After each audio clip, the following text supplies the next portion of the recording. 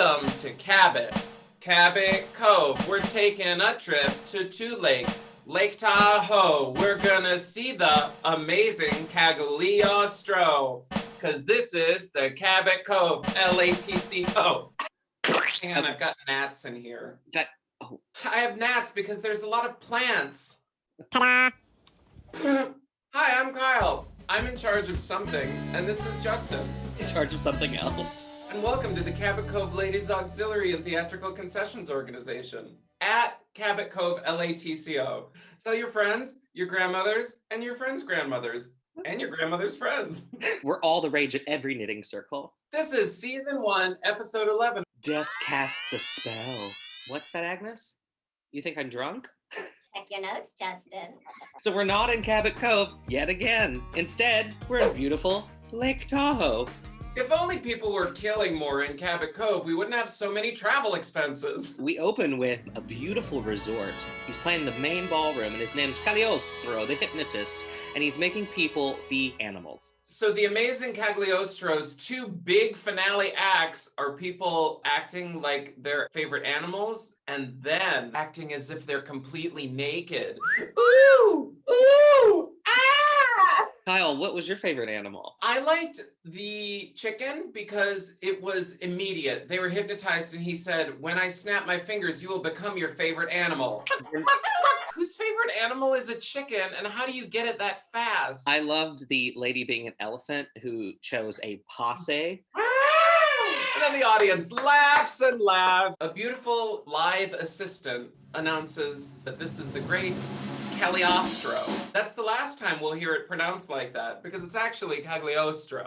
But the first time we hear it, it's pronounced wrong. So Joan, With giant bedroom eyes, is watching the amazing Cagliostro as well as 2 men named Bud Michaels and Andy Townsend, who are both reporters. Then we cut to a scene in a hotel room. Gina and Joe, the hotel manager, they're fighting. We get a glimpse into domestic abuse, and she says, I don't know what it is. I'm under his spell. And he takes her by the throat and says, hypnotism can't make you do anything unless you want to do it anyway. And while he's got her, she says, he won't let me go. It goes directly from being choked to being in a passionate embrace when they realize they truly do love each other, and no affair is worth that. From the Cabot Cove Ladies Auxiliary, don't choke your wife. So then Joe, the hotel manager, is seen threatening Cagliostro and basically says, you're fired. Cagliostro says, I have a $1 million contract to be paid over 3 years. So good luck breaking my contract, because I'm getting this million either way. This is also Jose Ferrer, who's an Academy Award-winning actor. I wouldn't say he's doing Academy Award-winning work here. We finally see Jessica Fletcher. As Jess is checking into this hotel, she's greeted by Joan, who we saw in the first scene. Joan has invited Jess to this hotel because she's obsessed with this hypnotist and wants to pitch her own idea for a novel about hypnotism starring Cagliostro. Also, Joan, you bamboozled one of your star clients. This is Cabot Cove to Lake Tahoe. That's across the country.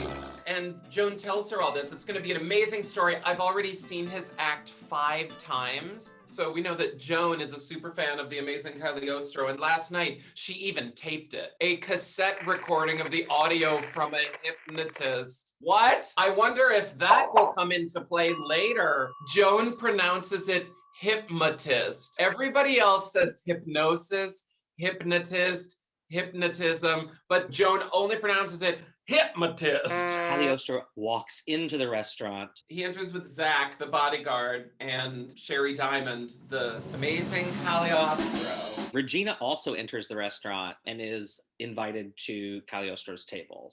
Not invited.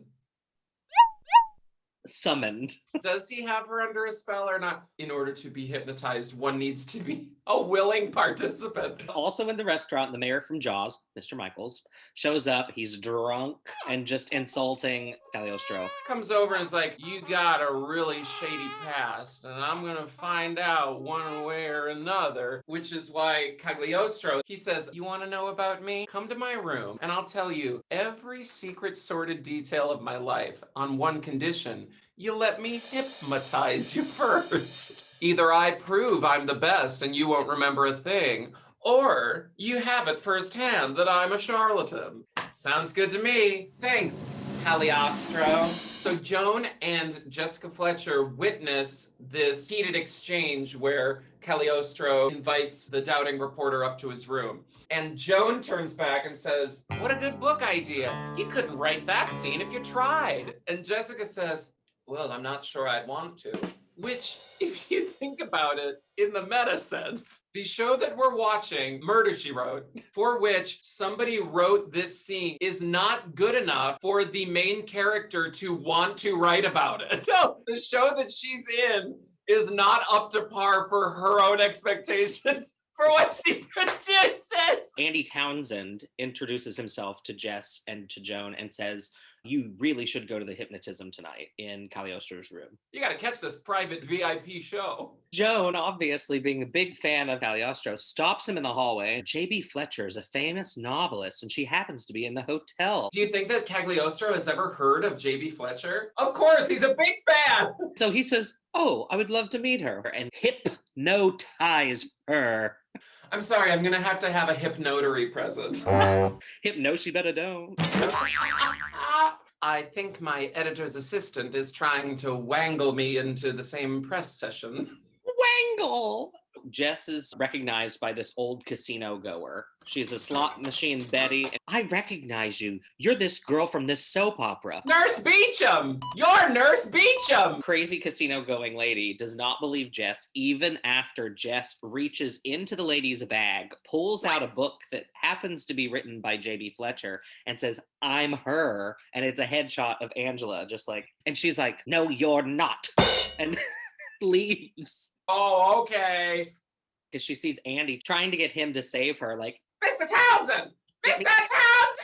we cut to Cagliostro in his private hypnotism seminar, and Andy Townsend is one of the 6 people sitting there. Bud Michaels and Andy Townsend are both reporters, but after Bud was really drunk, he says, "I'm just gonna go to bed." He's like, "But this is a really good opportunity to catch Cagliostro either in a lie or as the real thing." He's like, "You go on ahead, but I'm gonna go to bed." So Andy's up there basically on behalf of Mr. Michaels and himself. Jessica and Joan try and join late. Get caught in the elevator. Zach, the bodyguard, says, "Sorry, ladies, you're late." It's locked. Even I, the security guard, don't have the key. Then we hear a crash from inside the room, and Joe, The hotel manager, comes out of the elevator and he's like, "Oh, I got the key." and then what do we find? 6 hypnotized people, and Cagliostro stabbed in the back, laying face down on the floor. But they left the knife in. Jess is questioned by the police. "Ma'am, this is a crime scene. Please don't go wandering around." And she was like, "Oh yes, but did you notice that that glass was broken and is too far from the lock?" Why would they break the glass down there unless they had a 6-foot arm? So this is when that recording of Jones comes into play. They play it to wake up the hypnotized people. And then, surprise, surprise, they all say, "What's going on? What happened? 6 witnesses in a room with a murder and no one can tell me a thing? Commercial break." Nationwide is on your side. The Subaru Drive All Night event. More Ovaltine, please. So we're back, and Jessica is in her windbreaker, jogging through a park in Lake Tahoe. She meets Joan. Joan knows exactly where she's going to be jogging, I guess. Joan basically is like, "Oh, Jess, I'm sure you're going to be leaving today." And Jess is like, "No, actually, now I'm curious about the murder because 6 people sat there wide-eyed and saw nothing." Joan says, "You got to solve it. You're not going to leave." And she's like, "I just said I'm curious." Jess is like, "I need to find someone who is an expert." Psychologist. So she finds a man named Dr. Yambert. She's skeptical about hypnotism. He was like, "Well, do you mind if I try and hypnotize you?" And she's I like, don't think I'd be a very good subject. there's like a side swipe. He presses a recorder saying, "Oh, but let's take a listen to this. Now tell me what you really think of my office. Answer as a barfly who's had too many." Say, Hurley, where'd you pick up this stuff? At a swap meet? And now you're Park Avenue rich. How do you like my office? Frankly, the decor is simply grotesque. But if you must wear that jacket, have the decency to have it pressed. And he says, "So what do you think of hypnotism now?" And she says, I'll tell you as soon as I stop blushing. We see Zach the bodyguard threatening Regina, the hotel owner's wife love interest. Regina Collegian. Now that he's dead, we have a matter of money to discuss. We have the threat from Joe Collegian that he was going to take care of things. And now we have someone saying that he had a deal with Regina Collegian to murder the amazing Cagliostro. We've got so many suspects, we don't know what to do with ourselves. And a person named Regina Collegian. Regina Collegian. Jess runs into Andy Townsend at the casino and asks what he remembers. A reporter is being detained at a crime scene and he chooses to go gambling. And he says, I don't remember anything, Jess. This is when it gets revealed that Mr. Michaels gave him a job because Andy's dad had given him a job and taken a chance on him. Also, the slot machine that they're playing in this scene is everything because it's robotic. And he's like, look, it talks. I'm so hot, I'm looking to pay out.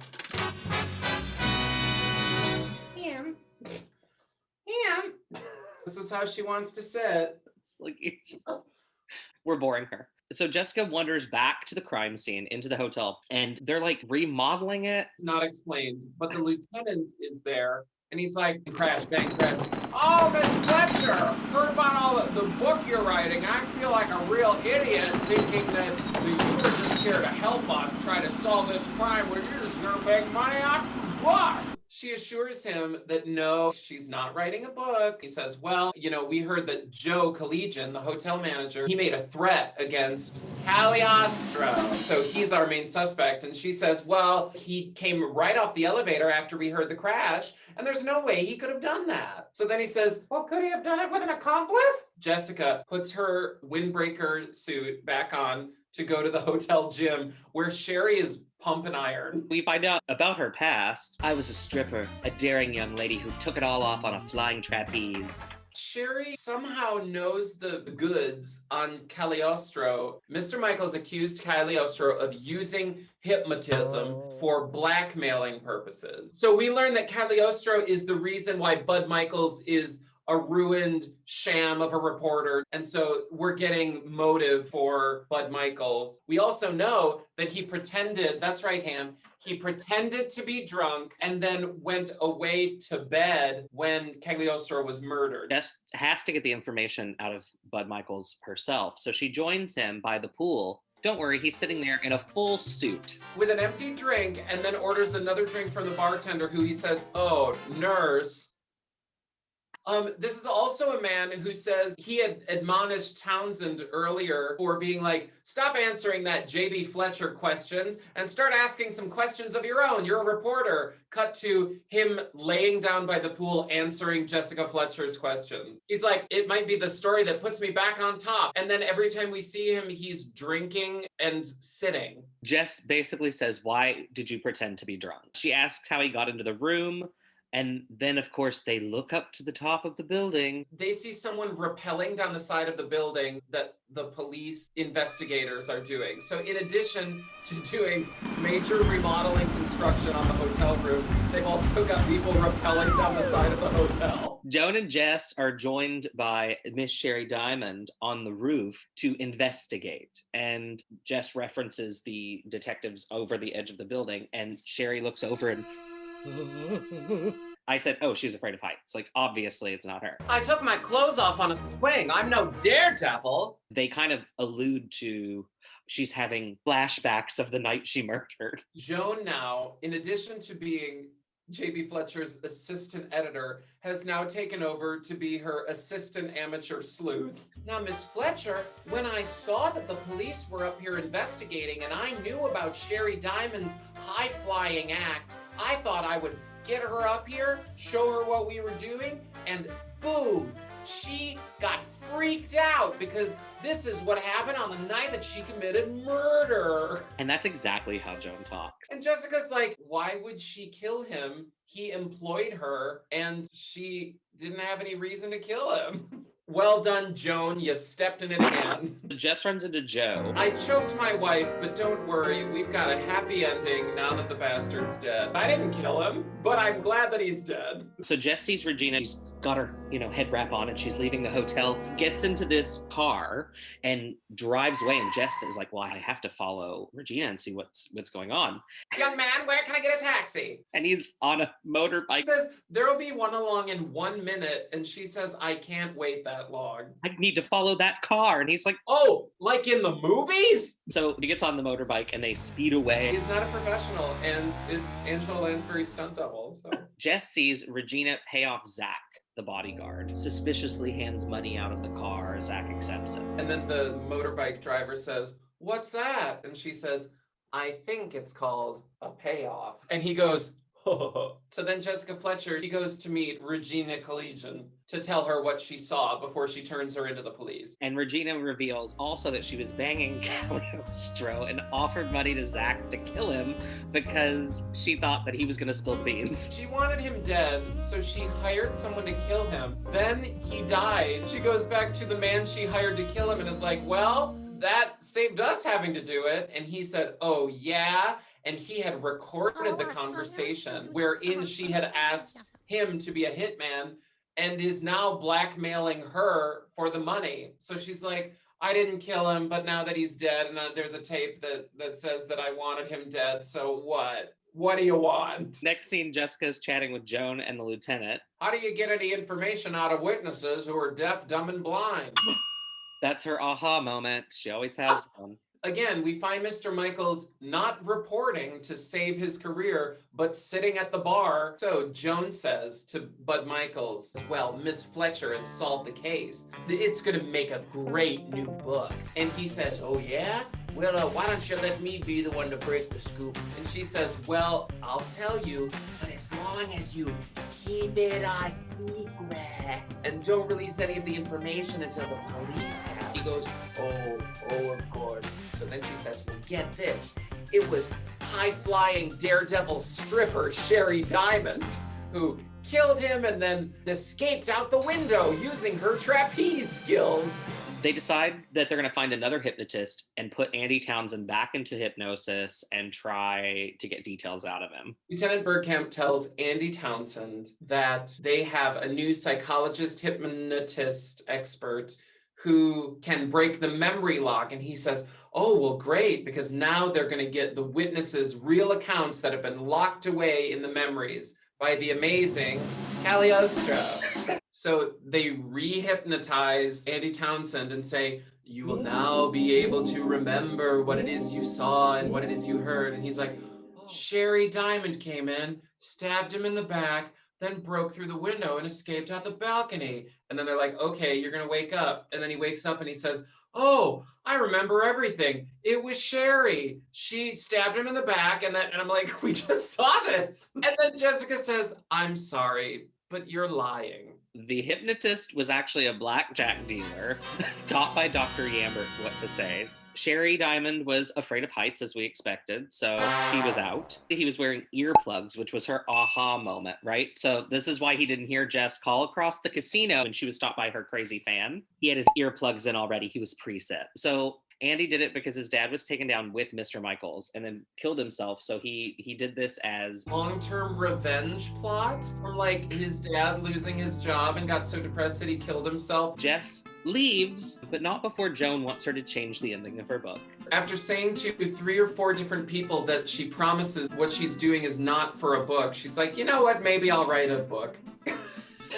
And Joan says, yeah, but the editor loves the idea but wants you to change the ending. What? Well, he loves that Sherry Diamond, the trapeze artist stripper, was the killer. So we're just gonna have to change a couple of things. And she goes, a couple of things? End of episode. So Kyle, sum up this episode. If you're a stripper working on a trapeze, maybe that's a job that you should stay in, because otherwise you'll get caught up in a murder plot. If you're a hypnotist, leave your act on stage, not in your hotel room. If you're married, don't choke the other person, okay? Promise? More tea, please. I hate us so much.